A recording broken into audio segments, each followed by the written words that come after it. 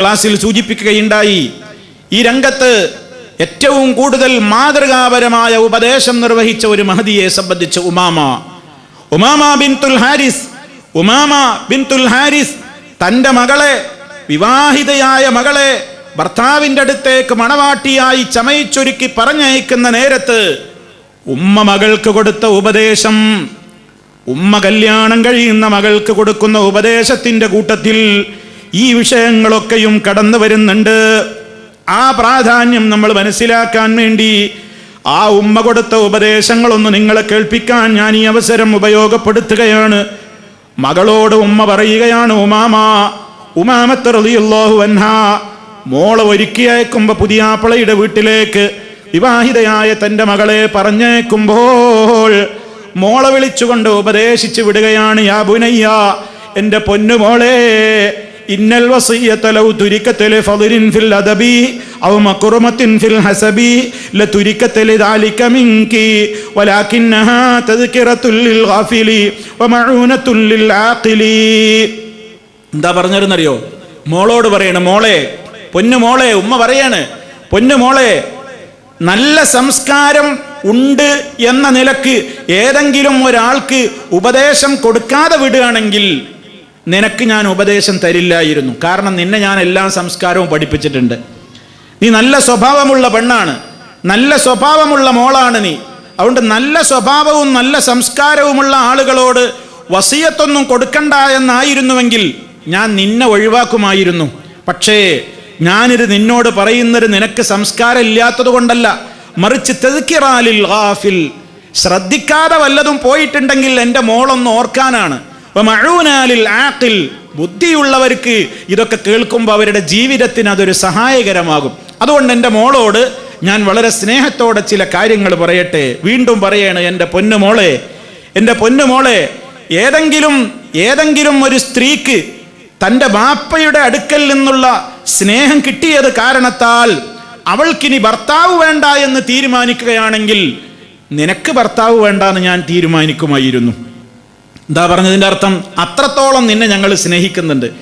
ഏതെങ്കിലും ഒരു സ്ത്രീക്ക് മാതാപിതാക്കളുടെ സ്നേഹം തന്നെ എമ്പാടും കിട്ടുന്നതുണ്ട് എന്നതുണ്ടെങ്കിൽ പിന്നെ അവൾക്കൊരു പുതിയാപ്പളയെ വേണ്ട എന്ന് തീരുമാനിക്കുകയാണെങ്കിൽ എൻ്റെ മോൾക്ക് ഞാൻ പുതിയാപ്പളയെ ഒരിക്കലും അന്വേഷിക്കുമായിരുന്നില്ല. എന്താ കാരണം? അത്രയും മോളെ നിന്നെ ഞങ്ങൾ സ്നേഹിക്കുന്നുണ്ട്.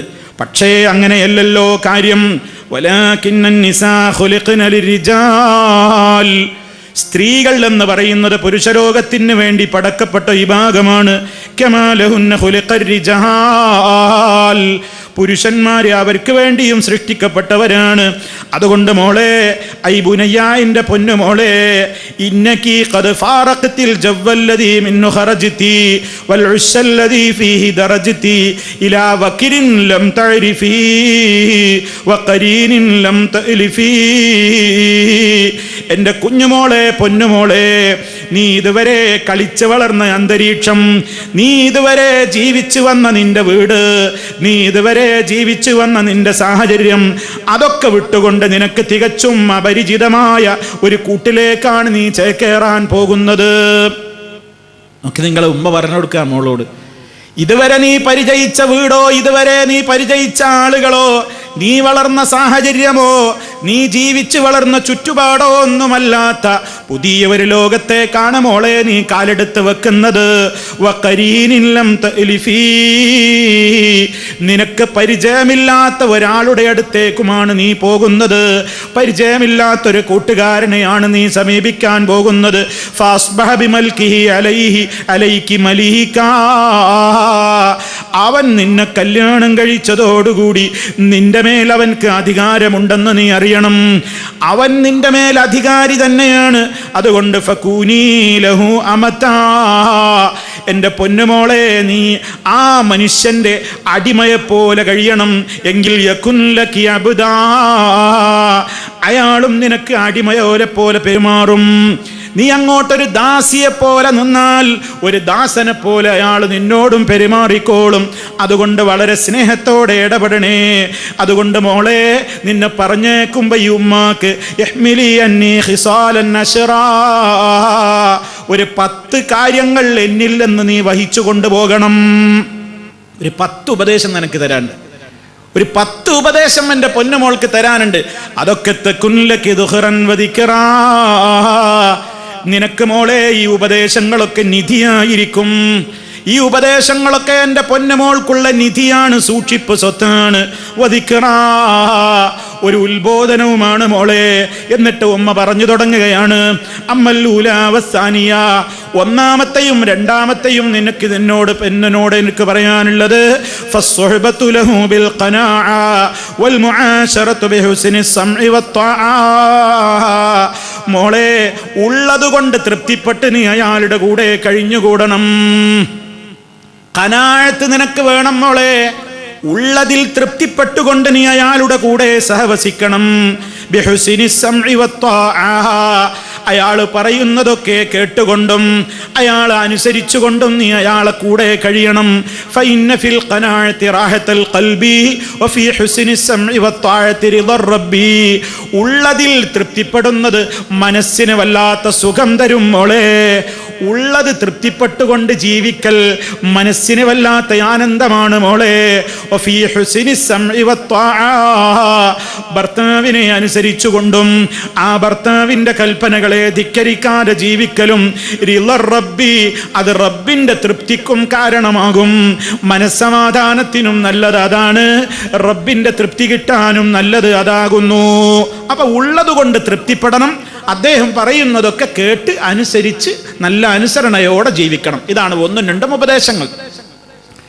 അമ്മസ്സാലിസത്തു വറാബിയ, മൂന്നാമത്തെയും നാലാമത്തെയും ഉപദേശം എന്താണെന്നോ അത് കഴിഞ്ഞ ക്ലാസ്സിൽ ഞാൻ സൂചിപ്പിച്ചിരുന്നു. ഫത്തഫഖുദു ലിമൗദിഇ അൻഫിഹി വത്തഅഹുദു ലിമൗദിഇ ഐനിഹി. അയാളുടെ മൂക്കിനെ നീ ശ്രദ്ധിക്കണം, അയാളുടെ മൂക്ക് വെക്കുന്ന സ്ഥലം നീ ശ്രദ്ധിക്കണം, അയാളുടെ കണ്ണ് പതിയുന്ന സ്ഥലവും നീ ശ്രദ്ധിക്കണം. അഥവാ ഫലാ തഖറൈനു മിൻകി അലാ ശൈഇൻ ഖബീഹ്, നിന്നിൽ നിന്ന് ചീത്തയായ ഒരു കാര്യം, വെറുക്കപ്പെട്ട ഒരു കാര്യം നിന്റെ ബോഡിയിലോ നിന്റെ പ്രവൃത്തിയിലോ അയാൾ കാണാൻ ഇടവരരുത്. വലാ യശുമ്മു അൻഫുഹു മിൻകി ഇല്ലാ അത്യബ റീഹിൻ, നിന്നിൽ നിന്ന് അയാളുടെ മൂക്കിലേക്ക് സുഗന്ധമല്ലാതെ മണക്കാൻ പാടില്ല. വെറുപ്പുള്ള മണം കൊണ്ട് നീ അയാളെ സമീപിക്കരുത്. നീ വൃത്തിയാവണം, സുഗന്ധമണിയണം നിന്റെ ഭർത്താവിന് വേണ്ടി. എന്നിട്ട് പറഞ്ഞു കൊടുക്കുകയാണ്, നീ കണ്ണെഴുതുന്നതും സുർമയിടുന്നതും ഒക്കെ നല്ലതാണ്, അതുപോലെ തന്നെ നീ എപ്പോഴും ശുദ്ധിയാവലും സുഗന്ധം ഉപയോഗിക്കലും ഒക്കെ നിനക്ക് നന്മയെ വർദ്ധിപ്പിക്കുകയുള്ളൂ. കണ്ടോ, 3, 4 ഉപദേശങ്ങൾ അതാ കൊടുത്തത്. വഅമ്മൽ ഖാമിസത്തു വസ്സാദിസ, അഞ്ചാമത്തെയും ആറാമത്തെയും കാര്യം, ഫതഅഹുദു ലിവഖ്തി തുആമിഹി വൽഹുദൂഅ ഇൻദ മനാമിഹി. അയാളുടെ ഭക്ഷണത്തിന്റെ സമയം നീ കൃത്യമായി മനസ്സിലാക്കി വെക്കണം. അയാളുടെ ഭക്ഷണം കഴിക്കാനൊരു സമയം ഉണ്ടാവും, ആ സമയത്തെക്കുറിച്ച് നിനക്ക് ശ്രദ്ധ വേണം. വൽഹുദൂഅ ഇൻദ മനാമിഹി, അയാൾ ഉറങ്ങുന്ന നേരത്ത് നീ സൈലന്റ് ആവണം.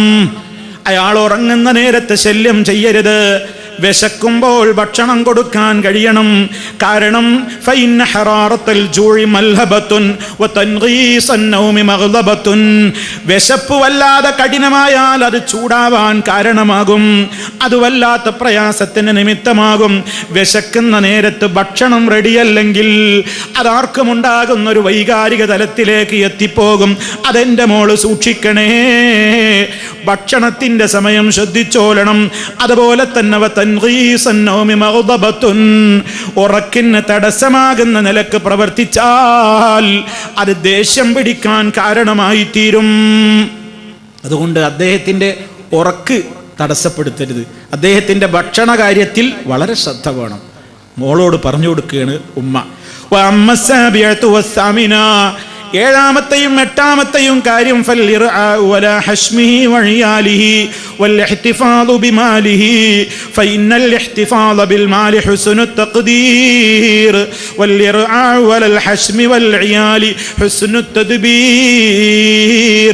മോളെ, അദ്ദേഹത്തിന്റെ സമ്പത്തിന്റെ കാര്യത്തിൽ നീ ശ്രദ്ധിക്കണം. അദ്ദേഹവുമായി ചുറ്റിപ്പറ്റി കഴിയുന്ന കുടുംബകാര്യത്തിലും നിനക്കൊരു ശ്രദ്ധ വേണം. കുടുംബാംഗങ്ങളുടെ കാര്യത്തിലും നിനക്കൊരു ശ്രദ്ധ വേണം. അങ്ങനെ സമ്പത്തിന്റെ കാര്യത്തിലുള്ള സൂക്ഷ്മതയും ശ്രദ്ധയും ഏറ്റവും നല്ല ഒരു സ്വഭാവമാണ്. അദ്ദേഹവുമായി ബന്ധപ്പെട്ട കുടുംബാംഗങ്ങളോടുള്ള നല്ല പെരുമാറ്റവും ഏറ്റവും നല്ല ഗൃഹഭരണത്തിന്റെ, ഏറ്റവും നല്ല കൺട്രോളിന്റെ, ഏറ്റവും നല്ല നിയന്ത്രണത്തിന്റെ രൂപത്തിൽപ്പെട്ടത് തന്നെയാകുന്നു. അവരെയൊക്കെ സ്നേഹം പിടിച്ചു പറ്റാൻ കഴിയണം. അദ്ദേഹത്തിൻ്റെ ബന്ധപ്പെട്ട ആൾക്കാരൊക്കെ ഉണ്ടാവും. അവരോട് നിന്റെ സ്വഭാവം വളരെ നന്നായിരിക്കണം, വളരെ നന്നായിരിക്കണം. അദ്ദേഹത്തിൻ്റെ സാമ്പത്തിക സ്ഥിതിയൊക്കെ പരിഗണിക്കണം. അത് വളരെ ശ്രദ്ധിക്കണം, സൂക്ഷിക്കണം. ഒമ്പതാമത്തെയും പത്താമത്തെയും ഉപദേശം എന്തെന്നല്ലേ? ഫലാ തുഫ്ശീ ലഹു സിറാ വലാ തഅസീ ലഹു അംറാ ഫഇന്നകി ഇൻ അഫ്ശൈതി സിറഹു ലം തഅമനി ഗദ്റഹു വഇൻ അസൈതി അംറഹു ഔ ഗർതി സദ്റഹു ഫലാ തുഫ്ശീ ലഹു സിറാ. അദ്ദേഹത്തിൻ്റെ ഒരു സ്വകാര്യങ്ങളും നീ പരസ്യപ്പെടുത്തരുത്. ഭർത്താവിൻ്റെ സ്വകാര്യങ്ങളൊന്നും നീ പരസ്യപ്പെടുത്തരുത്. അദ്ദേഹത്തിന് പോരായ്മകൾ ഉണ്ടാകും, മനുഷ്യനാണ്. എന്തെങ്കിലുമൊക്കെ പോരായ്മകൾ അദ്ദേഹത്തിൻ്റെ പ്രവൃത്തിയിലോ വാക്കിലോ പെരുമാറ്റത്തിലോ കണ്ടാൽ നീ അത് ആരോടും പറയരുത്, അതെങ്ങനെ പരസ്യപ്പെടുത്തരുത്. വലാ തഅസീ ലഹു അംറാ വലാ തഅസീ ലഹു അംറാ. നീ അയാളുടെ കാര്യങ്ങൾ, കൽപ്പനകൾക്കൊന്നും ധിക്കാരം കാണിക്കരുത്, അനുസരണക്കേട് കാണിക്കരുത്. ഫഇന്നകി ഇൻ അഫ്ശൈതി സിറഹു. അദ്ദേഹത്തിൻ്റെ രഹസ്യം നീ പരസ്യപ്പെടുത്തുന്നതായാൽ ലം തഅമനി ഗദ്റഹു. അദ്ദേഹത്തിൽ നിന്ന് നിനക്ക് ചതി നീ ഭയപ്പെടേണ്ടി വരും. അദ്ദേഹത്തിൻ്റെ വഞ്ചനയിൽ നിന്ന് നീയും നിർഭയാവൂല. നീ ചതിച്ചാൽ അയാളും നിന്നെ ചതിക്കും. അങ്ങനെ ചതിക്കാനുള്ളൊരു കാരണം നീ കൊടുക്കരുത്. വളരെ ശ്രദ്ധിക്കണം, വളരെ ശ്രദ്ധിക്കണം എന്ന് മോളോട് ഉമ്മ വഇന്ന സൈതി അംറഹു വഇന്ന സൈതി അംറഹു വലാ തഅസീ ലഹു അംറാ എന്ന് പറഞ്ഞില്ലേ? നീ കൽപ്പന ധിക്കരിക്കരുത്. കാരണം നീ കൽപ്പന ധിക്കരിച്ചാൽ ഔ ഗർതി സദ്റഹു, അയാളുടെ നെഞ്ചില്ലത് ആളിക്കത്തിക്കും, രോഷം ആളിക്കത്തിക്കും. കൽപ്പനയെ ധിക്കരിക്കരുത്. 10 ഉപദേശങ്ങൾ കൊടുത്തു, 10 ഉപദേശങ്ങൾ കൊടുത്തു. തുടർന്നുകൊണ്ട് പിന്നെയും പറയാണ് ഉമ്മ, സുമ്മത്തഖിയ ബുനയ്യ അൽ ഫറഹു ലദൈഹി ഇദാ കാന തരിഹാ. പിന്നെയും മോളെ നീ സൂക്ഷിക്കണം, പൊന്നുമോളെ, അദ്ദേഹത്തിൻ്റെ മുമ്പിൽ നീ സന്തോഷം കാണിക്കരുത്. ഇദാ കാന തരിഹാ, അയാൾ ദുഃഖിച്ചിരിക്കുമ്പോ. കണ്ടോ, മോളോട് പറഞ്ഞു കൊടുക്കുകയാണ്, ഭർത്താവ് ദുഃഖിച്ചിരിക്കുന്ന ഒരു മൂഡിലാണെങ്കിൽ നീ പോയിട്ട് അവിടെ ചിരിയും കളിയും സന്തോഷമൊന്നും കാണിക്കരുത്. ആ ദുഃഖത്തിൽ നീ പങ്കുചേരണം. ഒരു ശ്രദ്ധയില്ല എന്നല്ല വിചാരിക്കുക. അയാൾ വളരെ ടെൻഷൻ അടിച്ചിരിക്കുമ്പോൾ നീ ഭയങ്കര സന്തോഷം, ഹാപ്പി ആവുക പാടില്ല. അതുപോലെ തന്നെ അയാൾ സന്തോഷിക്കുന്ന നേരത്ത് നീ ഇങ്ങനെ ദുഃഖമടിച്ച് ടെൻഷൻ അടിച്ചിരിക്കാനും പാടില്ല. അയാൾ ദുഃഖിക്കുമ്പോൾ നീയും ദുഃഖിക്കണം, ആ ദുഃഖത്തിൽ നീ പങ്കുചേരണം. അയാൾ സന്തോഷിക്കുമ്പോൾ ആ സന്തോഷത്തിൽ നീയും പങ്കുചേരണം. ഫൈനൽ ഖസ്ലത്തൽ ഉലാ മിനത്ത് തഖ്സീർ. അയാൾ ദുഃഖിച്ചിരിക്കുമ്പോൾ നീ സന്തോഷിക്കുക എന്നുള്ളത് നിന്റെ ഭാഗത്തുള്ള വീഴ്ചയാണ്. വസ്സാനിയത്തു മിനത്ത് തക്ദീർ. അയാൾ സന്തോഷിക്കുമ്പോൾ നീ ദുഃഖിച്ചിരിക്കൽ കലർപ്പിന്റെ ലക്ഷണമാണ്.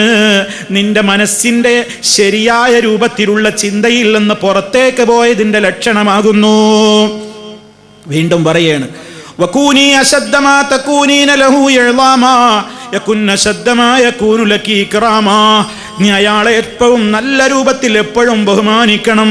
ഏറ്റവും നല്ല നിലക്ക് ബഹുമാനിക്കുമ്പോൾ നിന്നെ അയാൾ എപ്പോഴും ആദരിക്കും. അതുപോലെ തന്നെ അയാളോട് എപ്പോഴും നീ യോജിച്ചുകൊണ്ട് നിൽക്കണം. അപ്പോൾ നിങ്ങൾക്കിടയിൽ ഏറ്റവും നല്ല രൂപത്തിലുള്ള ആ ജീവിതത്തിൻ്റെ ഏറ്റവും വലിയ സുഖം മോളെ നിനക്ക് അനുഭവിക്കാൻ സാധിക്കും. വഅലമീ യാ ബുനയ്യ അന്നകി ലൻ തസിലീ ഇലാ മാ തുഹിബ്ബീന മിൻഹു ഹത്താ തുഅ്സിരീ റിളാഹു വലാ റിളാകി വഹവാഹു വലാ ഹവാകി ഫീമാ അഹ്ബബ്തി വകരിഹ്തി.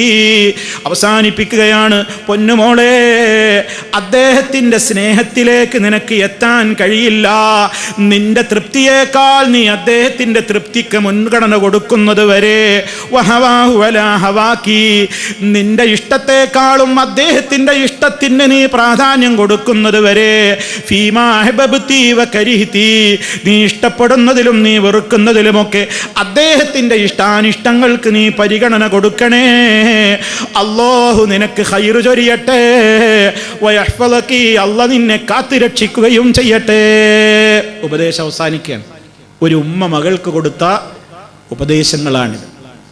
ആരാണ് ഇന്ന് മക്കളോട് ഇങ്ങനെ കൊടുക്കുന്നവർ?